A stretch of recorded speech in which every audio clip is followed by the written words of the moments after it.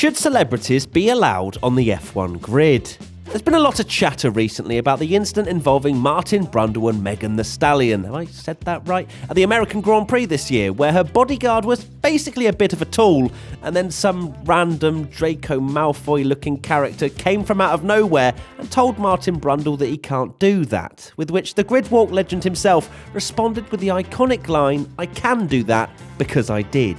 Now, let's rewind a second and talk about Martin Brundle's grid walk. If it wasn't for this, we probably wouldn't have much of an insight into what the celebrities are actually like on the Formula 1 grid.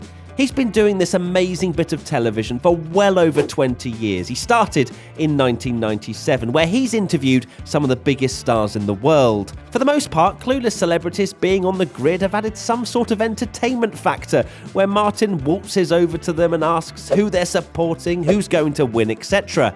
There's been some great moments where we could only help but laugh, such as when Martin spoke to Ozzy Osbourne, who literally didn't sound like he was saying any comprehensible words. Brazilian football legend Ronaldo, where every race Martin went up to him to ask him a question, he would claim he didn't understand any English. Or even more recently, when Brundle said it wouldn't spoil his life when Mariah Carey's entourage shut him down.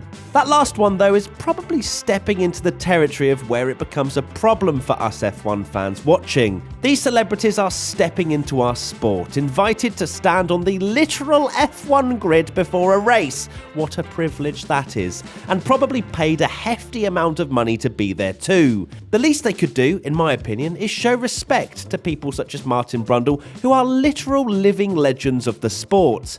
It's amazing how after that one encounter in Austin, F1 have now announced that bodyguards will not be allowed on the grid. Where that puts people like Draco Malfoy, I'm not sure, as I don't think spoiled children come under the bodyguard bracket. So how do we fix this quite large annoyance that is within the F1 fan base? Well, celebrities have been on the grid for many years, and quite frankly, a lot of them have always been like this. But because of the way the whole Megan the Stallion saga unfolded, it kind of forced F1 to make some sort of change to try and make sure it doesn't happen again. Martin Brundle has publicly stated that he himself didn't push for this change, and as mentioned earlier, he's had some right weird encounters over the years, so it definitely wouldn't have fazed him. But we live in a day and age now where all F1 fans are able to freely express and spread their opinions via social media a lot quicker than what was available 20 years ago, so F1 probably felt like they needed to do something. So we've got the bodyguard change. Is there anything else? Do we even need celebrities on the grid? Well, as much as they don't really add anything when being there, you can't understate their power to push a message